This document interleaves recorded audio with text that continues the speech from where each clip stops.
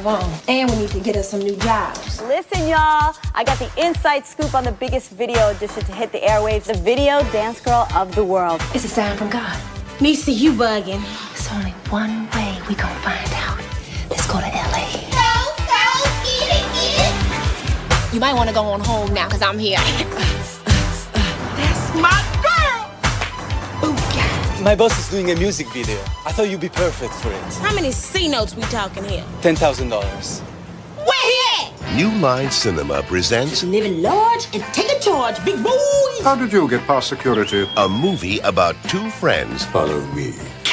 on the way up. Lead the way, Alfred. Who's Alfred? You know, Batman's homeboy. To the back, Kurt! To the back, Got you. My uncle is a very sick man. That's sad. I'm not making a music video. This job involves an old man to make sure that his days are filled with kindness and love. I ain't giving up no booty. No. Now they're gonna show This out. the other half They don't pay crazy cash for this. She look like Lakeisha Jenkins with a bad hair weave.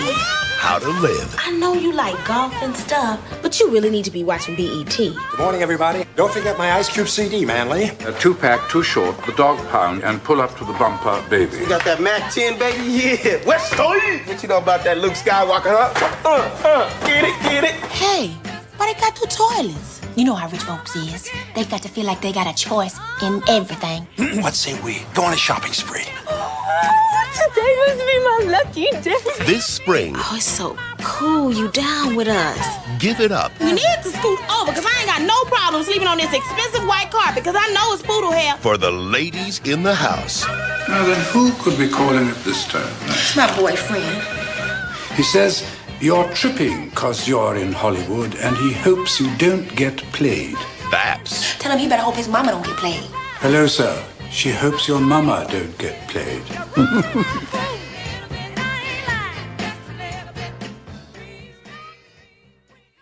Hello. Hi, Welcome to Movie Umpers. My name is Bob Sham, I am Angela. and the sounds here may be dogs and the sound of laughter, maybe.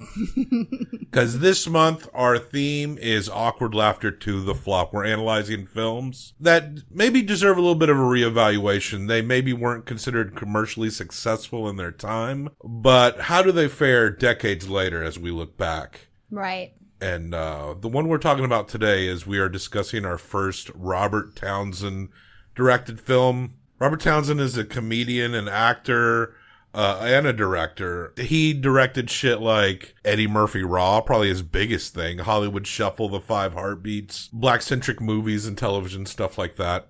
And The Meteor Man. You did not remember The Meteor Man, but that was a Robert Townsend directed and starring vehicle. Movie we're discussing today has become a very cult hit amongst cult black movies and cult gay movies. I think there's a cross.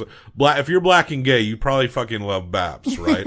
From 1997, directed by Robert Townsend, starring Halle Berry, Natalie Desselle, Martin Landau, and Ian Richardson. Martin Landau in this movie. Halle Berry, you don't see much comedic lead roles, and I would argue that maybe, yeah, I've always been very hot and cold on her. I can only really think of one movie where she really seemed to do well, and that was Monsters Ball.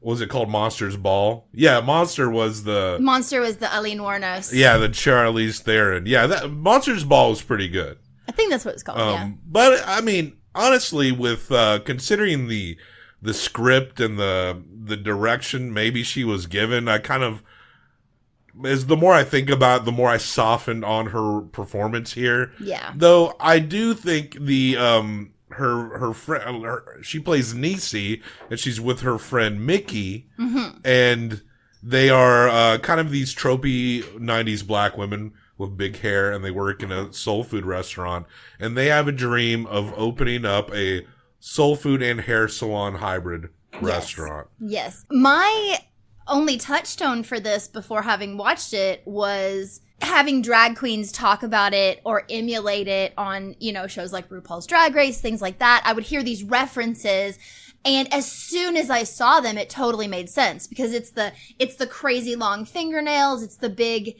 hair and wigs and over the top like jewelry and clothes, and it's very fashion. I think the thing that really gives life, especially to a lot of these movies that came out in the 80s and the 90s, is that they would then be played on basic cable or on channels over and over. And in the case of B.A.P.S, BET would play B.A.P.S a lot. And I think that's where it became culturally ingrained, or something that just people grew up. Kids were watching something it, yeah. Yeah, and it's a pretty PG movie, right? Like it's a pretty good one to throw on basic cable. Absolutely. And it's relatively inoffensive.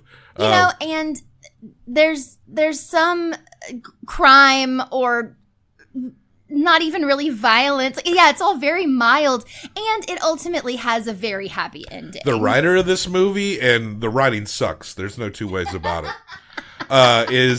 was written by Troy Byer. Troy Byer is the lawyer lady who you think is going to turn bad.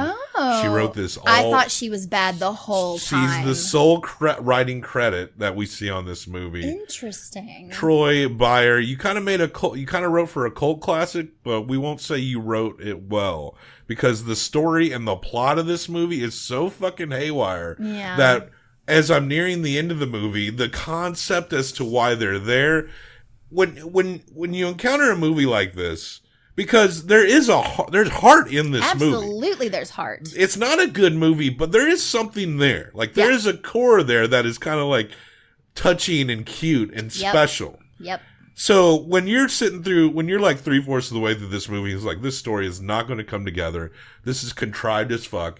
Then in those moments, you want the any preconceived notion of the plot to go away and just focus on the joyous parts of this movie. And that was Niecy and Mickey going around and shopping with Martin Landau.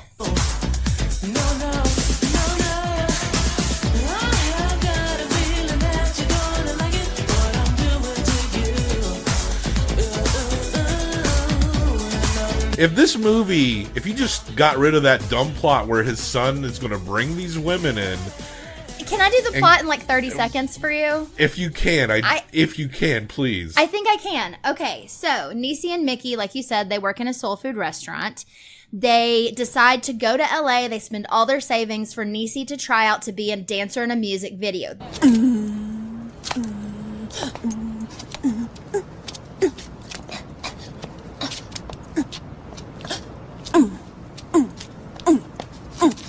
This movie is littered with stars of the day, popular people they run into. The dude from Shalimar, they meet him.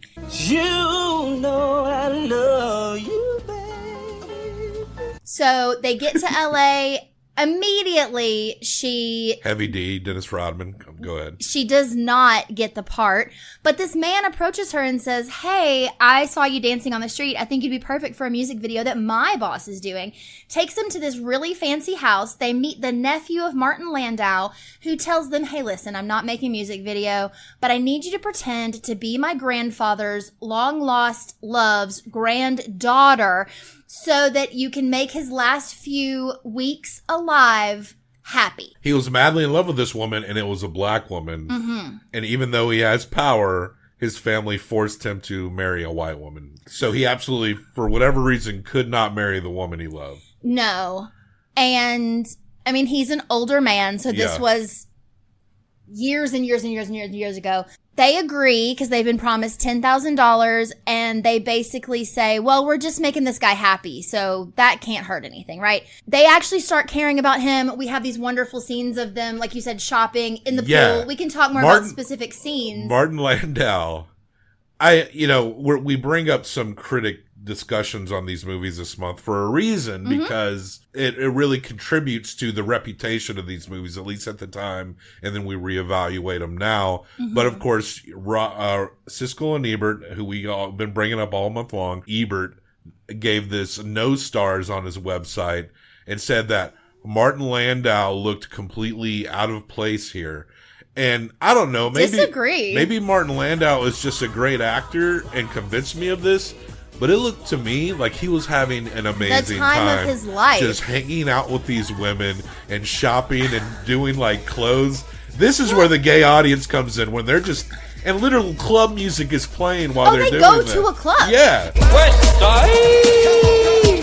And they're making him eat like boiled chicken with no spice, and Mickey's the cook.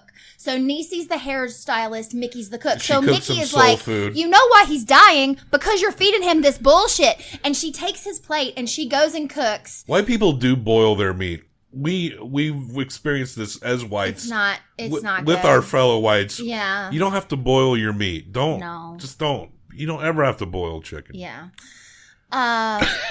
It's not necessary. It's true. I don't know who put the raisins in the potato salad. I can't speak for that. Black folks at one point in history invited the worst white person, and they've been talking about raisins and potato salad. It's their biggest fear of inviting white people to the cookout.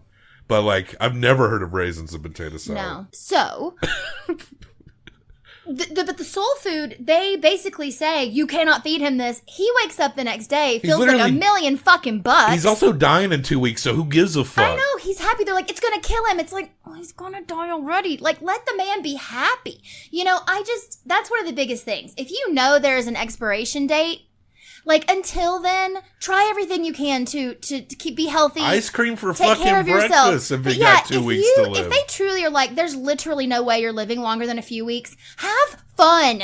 Do whatever you want. If you want to walk around in your underwear and eat nothing but chocolate, do it. And he was having a blast with these ladies. If this movie was 90 minutes of Martin Landau and with going around with Halle Berry and Natalie Desselle just shopping and trying on clothes while club music plays, yes, they would be on the fifth print of the Criterion edition of this shit by now. Yeah. Because then it would have been just a completely different movie that you would have had to accept the specific boundaries that it asserted to you. Like, no, this is a rich old white man loving these black women and shopping. And there was zero conflict. It wasn't a pretty woman situation. They were just trying all these fabulous clothes. Also, Mickey's hotter than Niecy.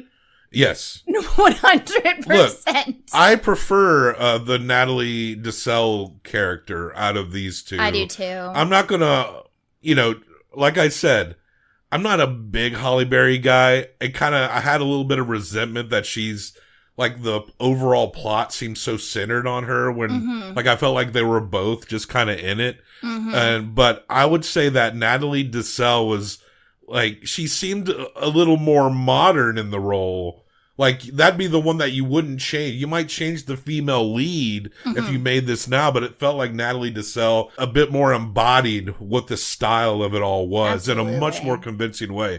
And I'm very sorry to report that Natalie Desselle actually passed away from colon cancer. Oh my God. Like just a few years ago, and they were going to do a B.A.P.S stage show, which I think has still been in development, where she was going to play Mickey, while like a singer was going to play the Niecy role. Oh yeah, very sad. That is so sad. And she's lovely. And this is probably one of her biggest roles. She's had these small roles here and there throughout her career. Yeah. But she's very underrated in this. I know B.A.P.S fans probably love Mickey, I'm sure. Absolutely. How could you not once you see it? But as someone who's just kind of like absorbed, taking this movie in for the first time, I could say that like her character was maybe underserved and underrated. I actually kind of liked the Mickey character the most, especially out of the two leads. The one storyline that Mickey does get, so each of these girls left boyfriends back in Atlanta. They're from Atlanta. And they came to LA. And so the man who scouts them for the nephew seduces Mickey, or tries to. But she says at one point, no, go ahead. Yeah, it's terrible. Just this story is just unraveling. He tries to seduce her, and she says to him, I ain't fucking you unless there's a ring on my finger. But she doesn't say fuck, because again, it's family friendly. And so he's like, oh, well, I have a wedding ring to give you, but it's in the safe. And he has these gloves on. It's so fucked. So real quick, he's wearing gloves. He gets her to try to help him open the safe because he says it's not working. She can't get it. Immediately, I was like, her fingerprints are on the fucking safe now. Immediately knew it was going to happen. So then, cut forward to, he's like, oh, I'll get it in the morning. She goes back to bed. She and Niecy are asleep. They hear a crash downstairs because Alfred, his name is really Manly, but they call him Alfred, the butler. Yeah. He, over time, starts to love the girls because he hears them talking about how they really love this old man.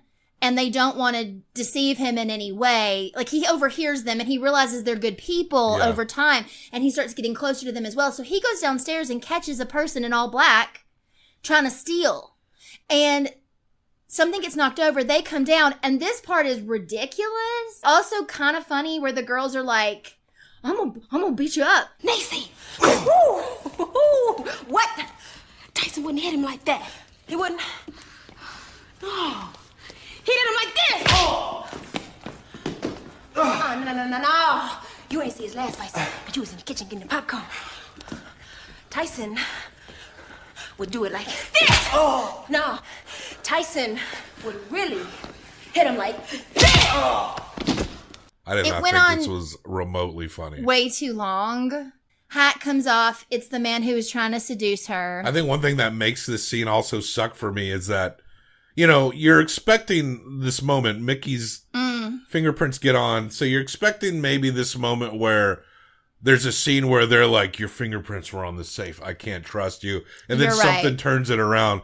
And while you might typically be glad to not go through that tired trope, the only thing worse than going through the tired trope is just having a plot set up that just completely fizzles and falls apart. Mm-hmm. So I think while that scene was so annoying because the actual plot point just fizzled out right there. He makes it a point to set her up, and it doesn't even work. No one believes him, and he gets busted. There was still a chance, though, and I still thought maybe there might be another twist, because the nephew comes in at that time and denies having any involvement. Manly basically says, it definitely was not the girls. I caught him. He hit me. So obviously there's no concern of it being the girls.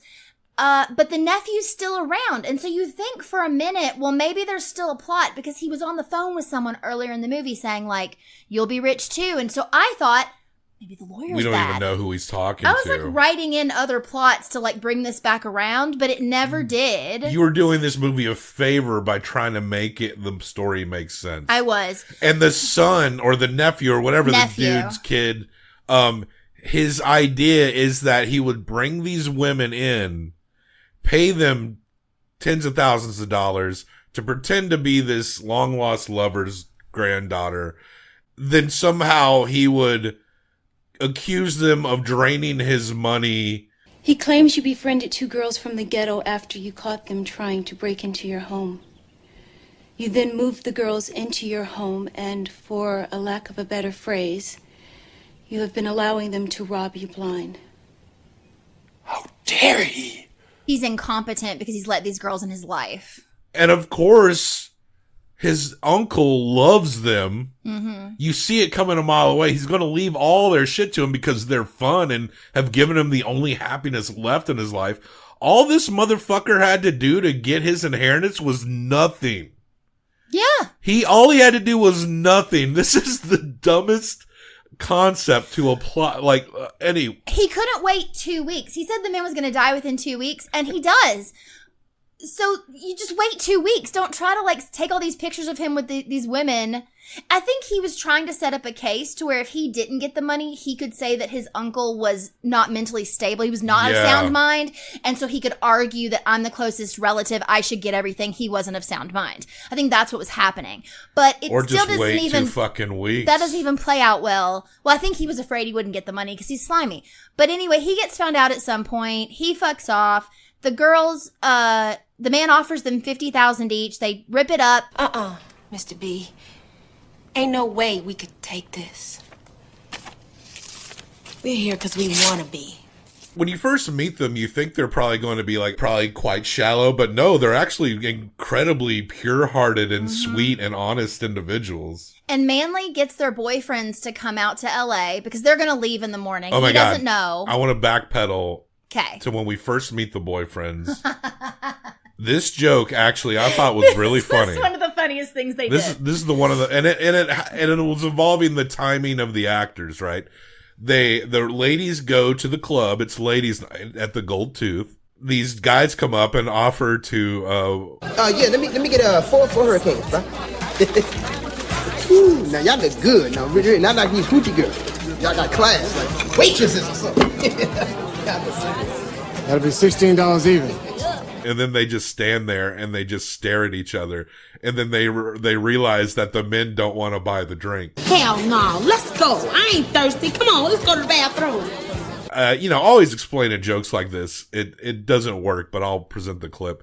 So then their men, the one that they've been on again, off again with, they come in and they're defending them. What I do? Oh, what you gonna do, Captain Saberhole? Wait, let's go to the bar and get some drinks. And let me get 4 of them hurricanes, partner. Oh, he good for it. They good for it.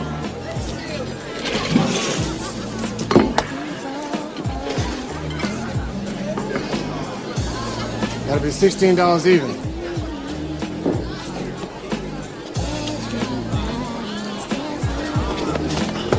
Oh, hell no. Come on. Come on, it's ladies' night.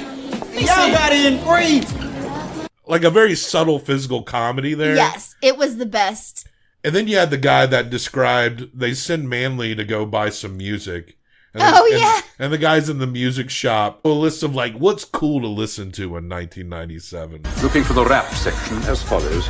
2-pack, Too Short, The Dog Pound, Ice Cube, Ice Tea, Bitch Better Have My Money, and Pull Up to the Bumper, Baby. All right. Okay, well, you trying to get your groove on. It was kind of fun and silly. Ah, got that Miami bass, baby. What you know about that Luke Skywalker, huh? Get it.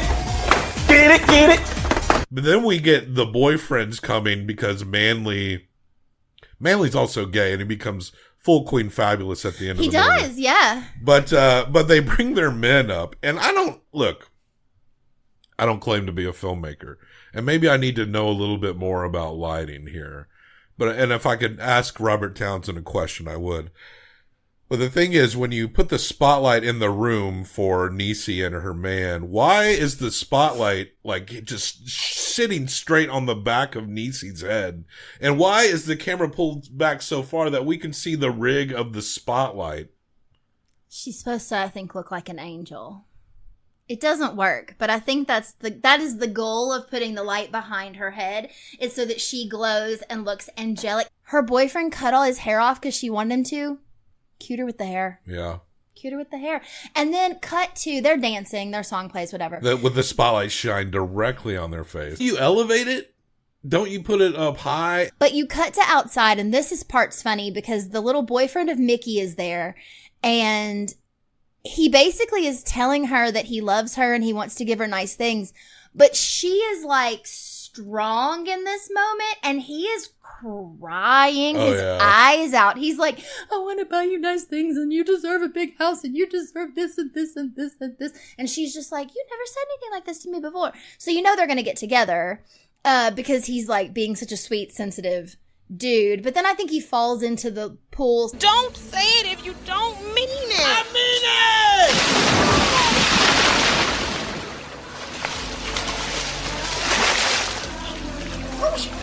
What's wrong with you? I'm sorry, James. I said I mean it. There always has to be something silly. You can't have too serious of a moment. Well, we lose Martin Landau.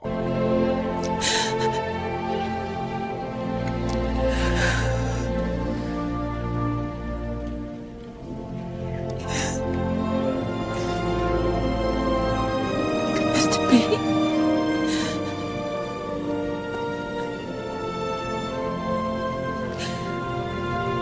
We're losing him. Get Dr. Russell in here now. Get me Dr. Jennings down here immediately. But of course, he leaves them everything, right? She tries to tell him that she's not really the granddaughter of Lily, and she doesn't get to. He basically just tells her to be quiet. He knew that Lily never had kids. Yeah, the lawyer tells them later, because she says, I didn't get to tell him, and she's like, sweetie, he knew.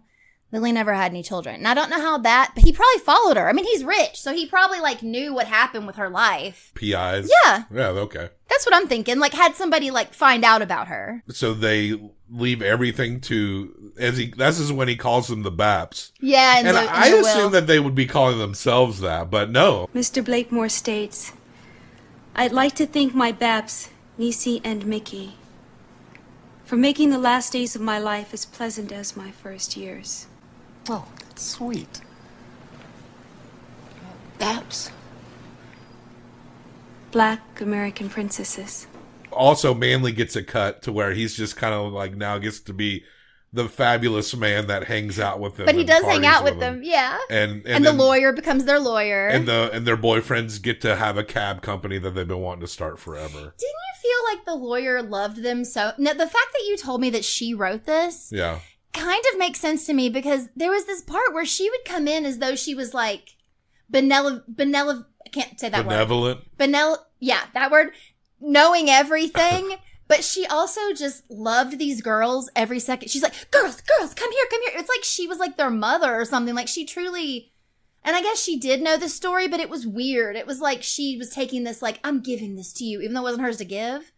It was a bizarre She really wanted characterization of her. She didn't give herself anything interesting. Like she wrote that character for herself and it was like nothing. Yeah, but she got to be like, nephew, you're stupid. And here's a mistake in the script. Oh, just one? Well, there's a lot. But this is one that's, I guess, maybe more of a sound cue. I don't know who made this decision. But when she's reading the will, as soon as she starts saying what everyone got, the sound drops out. And it's just music. And listen, I think I don't think that's a mistake. I think they meant that. No, I'm saying I hate it. Oh, okay. Yeah, I understand. I'm saying I think it was a mistake because the dumb thing is I couldn't actually enjoy the moment of them being excited because I'm trying to read her lips. Just fucking read the will. Just tell us how much shit he didn't give his kid. She can't stop lip reading when there's no sound. That's all she But I wanted to know what she was saying because she did give Manly stuff. No, I agree. It was stupid. And then what is their restaurant called? Because, the guys also wanted to start a car company. So they'd start next door to each other in LA. They opened the food and hair place. I can't remember what it's called. I can't remember either. And then they have the Page-A-Car place. They should have called it B.A.P.S.